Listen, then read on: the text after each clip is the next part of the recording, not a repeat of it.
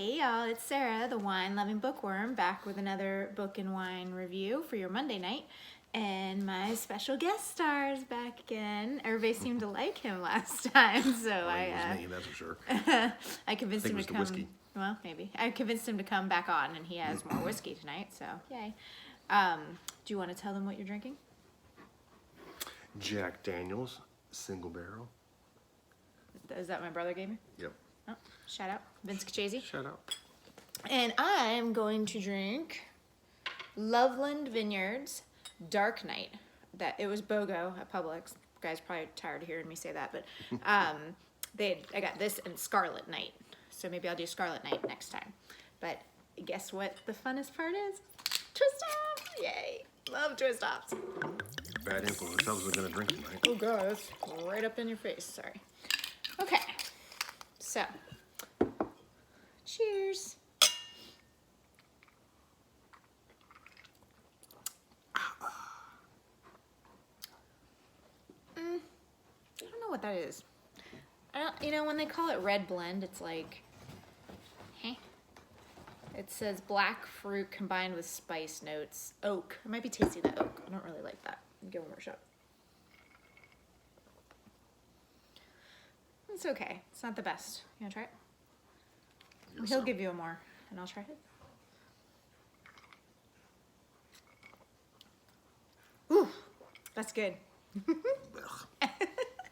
It's good. What do you think that tastes like? So he gulps it down. I don't know. It's hard to, after taking a big gulp of this and then drinking that, you really can't tell. I do taste like fruit, but it kind of tastes like fake fruit. That's what I was thinking. Yeah, I don't. Like grape juice. Yeah, I don't really like that, but. Like you're having like, was that in church when you have your. The blood of Jesus. Like you're actually drinking the blood of Jesus. You know, what's it called when you're doing your. The blood of Jesus, communion. Communion, yeah. It's supposed to be the blood of Jesus. What's gonna give me that? In Catholicism, it actually turns into the blood of Jesus. That's what we believe, so. He says. All right, let's move on to the book. So I follow somebody on Instagram, Bemused Book Boy, and he posted about this one like a month ago. Stephen King, The Institute, maybe less than a month, not really, I don't remember. I had never heard of it, so I had to go get it. Stephen King used to be my all-time favorite growing up. I read It, which is like 1,200 pages long when I was probably 12.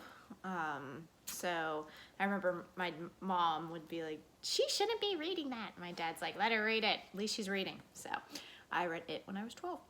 A little inappropriate probably, but it was fine. I was mature for my age. So I was reading like Curious George books when I was 12. So I have read everything pretty much by Stephen King, the Tommyknockers, Needful Things, It, The Stand, The Shining, Green Mile, Running Man, Cujo, Carrie, Christine. I've read everything. I've read some of his newer stuff. I probably haven't read anything for a couple. Favorite? Which one was your favorite? Ooh, Needful Things was really good. Oh, good book. It is pretty good though too. It's hard for me to get into his books. They're so freaking thick. Yeah. Oh, and The Girl Who Loved Tom Gordon. I will say that's my favorite one. It's actually short. Well, Running Man is short. Running Man. Oh, that was excellent. The Girl Who Loved Tom Gordon is one of his lesser-known books. Nothing like the movie, though. Yeah. Well, yeah. But it's one of his lesser-known books, but it's really good. It's about this girl who gets lost in the woods, and you can't tell, like in classic Stephen King style, you can't tell what's real and what's a hallucination, which is generally the way his books go. But yeah, I think The Girl Who Loved Tom Gordon and It would probably be my top ones. But anyway, the last couple books I've read, there's one, I should have looked it up. I can't remember the name. It was about aliens, and they were like a hunting party out in the woods, and there was snow. That's all I remember. It was awful. They actually made it into a movie, which was just stupid. And then there was one that it was like a painting with a sailboat, and like things would come true from the painting. That was horrible too. So I've really just been like, I don't want to read his books anymore. But when, that guy on Instagram read this and he said it was good, I was like, okay, I'll give it a shot. It, in typical Stephen King fashion, is really freaking long. I think it's like over 500 pages. I wouldn't call him verbose. His stories are long. know, there's a lot of layers. Takes a while to get into it. Well, this one, A lot of setup. the basic premise was like this kid gets snatched out of his house in the middle of the night and they kill his parents. It's like horrific and right in the beginning. And they take him to this place. He doesn't know where it is. And he wakes up and he's in a room that looks like his room at home, but he knows it's not. And he's really, really, really smart, like off the charts smart. Like they want him to, when he's 14, to start going to MIT and stuff. So he's real smart. I know the feeling. But he doesn't know why he's there, what's going on. And basically, they're taking all these kids because they have the aptitude for special powers. Like, basically telekinesis or, like, moving stuff with your mind. Or what's the one where you can read people's minds? Teleporting keeps coming to my mind. That's not what it is. Reading people's minds? Like ESP, right? No, not ESP. Should I ask Isaiah? He can read people's minds. He can. Telekinesis and TP, what would that be? Telepathy. There. Teleporting, Teleporting, TP, toilet telepathy, paper. whatever. They just call it TK and TP in that thing. So I'm like, what is the P word? It's not porting. So these kids, and it's actually, you know, when they puncture the baby's heel when they're born, and they do like the Agpar, that's what it's called, scores and stuff. Agpar? Agpar, isn't it? Agbar? We sound like two morons. I think it's Agpar. Like when they do the different numbers when the newborn's first born. And we I know take what you're blood talking from about. his Is that heel. what it's called? Okay. I think it is. They actually then, it's like this secret that they test them for these. You know, it's called BDNF, and I cannot remember what that stands for anymore. I mean, obviously it's not real. But it's like their level of, you know, whether they have these extrasensory powers.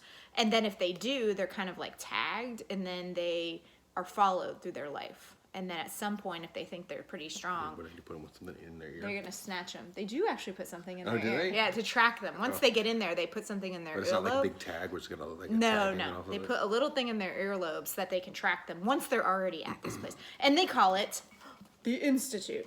So, it was real slow in the beginning. It was just these kids talking. And in the very beginning, they kind of had this guy who ended up in South Carolina, in this tiny little town in South Carolina. And he'd been a cop in Sarasota, Florida, and something had happened to him, and he kind of left and just moved up there. And then you had no idea what that had to do with anything until later on. But it was just chapters and chapters and pages of just these young kids talking, and gosh, it was boring. Snooze time. And then they never really completely explained it. It was not the government, which doesn't make any sense to me. I don't know. Some kind of powerful organization that has these kids, and they're using these kids' powers for, you know, nefarious ways. But it never really, I mean, you kind of understood, they kind of explained it, but he quickly wrapped it up at the end, and it didn't make a lot of sense. There wasn't a lot of that, and they're trying to amplify their powers during this time, which causes a lot of brain damage to these kids too. But there were just, I don't know, there wasn't that whole Stephen King vibe to it, like that creepiness. I just didn't, I mean, some of it was horrible, and they killed their parents and stole the kids and stuff, but there just wasn't that creepy vibe that you're used to from Stephen King. I didn't like it. There was a little bit, like maybe 3/4 through, that I was like, oh, this is getting better, and then it just went like it just didn't. I don't know. I didn't like it. It wasn't as bad as his older, newer stuff. Like there seemed to be a point where he just kind of went off the rails. And some of that stuff was real bad, like I was talking about the alien stuff and all that. But this one was a little bit better. It was a little bit more cohesive in my mind. Some of his stuff you couldn't even follow. But I just didn't like it. I thought it was boring. So, I don't know what to say about that. That it sucked? Yeah, it didn't suck. It just, I was disappointed. I guess maybe I was expecting too much. I don't know. I mean, I guess his days of writing The Shining are behind him. Pretty cool that he's still writing. I mean, there's a picture of him back here. Looks. He's like 97 years old. Yeah, he's pretty old. I mean, he looks good, and it doesn't say. Of course not. Didn't you say he wrote the Pet Cemetery, right? Yep, he wrote Pet The Cemetery. short story. Firestarter, Salem's Lot. Yeah, all those other ones, old ones were great. They're really good. And he had this vibe, this creepy vibe through all of them. Is it real? Is it not? Are they imagining? It's usually kids, which, I mean, this was kids too. So that adds another, like, they're just their imagination. But this was clearly not their imagination. There was nothing like that in here. So, I don't know. Maybe give it 2.5 stars. I don't know. Out of what? 5? 3? No, 5. But I chose to read this because it's October and it's spooky season. So I thought this was going to be spooky and it wasn't, so fail. But you have any other questions for me on this book? You know, I kind of answered them all. Yeah. I would say skip it. Unless you're a huge Stephen King fan like I am, I just read them anyway. Because I'm just hoping that some of that spark will come back. And like I said, it wasn't quite as bad as some of the other ones I've read, but it wasn't good. Okay, so we're only like a week and a half from Halloween. It's my favorite holiday. I love October. It's our wedding anniversary that just passed last Saturday. 6 years. That's why I didn't do this yesterday. And I just love everything about Halloween and October, and the weather finally, well, not really in Florida, kind of starts to change like a little bit. It's not quite as oppressive. We have 2 seasons. Love bug season and hurricane season. It's autumn, as I heard. It's not autumn, it's autumn. That's for sure. Okay, so anyway, there's this great series on Netflix called The Haunting of Hill House. And there's actually 2 movies, I think, 2 based on it. One, like an older one from like the 60s, I think. And then one that I think they did in the 90s. I saw the one in the 90s and it was all right. I didn't really like it. But I loved the series on Netflix. So I decided to read the book. The Haunting, what is it? Haunting of Hill House by Shirley Jackson. This was actually written, I think, in the 50s, and she was kind of controversial for her time. She actually had I think they're saying that she had a lesbian character in this one, which would make sense because one of the girls in the in the Netflix series, she's lesbian. But this is different. This is people coming after the family has been there, coming to like experience the supernatural in the house. And the Netflix series is about the family in the house. So it's not the same thing. No, I think the series is inspired by this. Oh. It's not, because some of the names, which is real creepy, some of the names in here are the names of the kids, but these aren't the kids. That was weird. I didn't notice that. I mean, I didn't put 2 and 2 together. It's been a long time since I read or watched the movie, The Haunting of Hill House. But anyway, so I love that series. You all should check it out. That's a very like Stephen King-y kind of thing, like very creepy, very what's real, what's not. So I'm gonna finish. This one's pretty short. I mean, it's like less than 200 pages, so I'm pretty sure I'll be able to zoom right through it. And then next week I'll give you my review on that. We're also rewatching the series, so I'll try to compare it to that as well.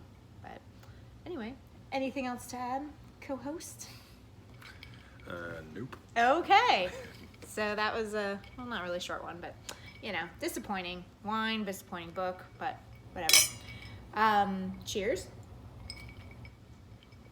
Have a good week, and I will see you next Sunday for The Haunting of Hill House. Oh. What? If you like us, what do you say? Oh, subscribe to my YouTube and channel and hit like, click, and, click, click. follow me on Instagram or any of that stuff. Red all that stuff, yeah.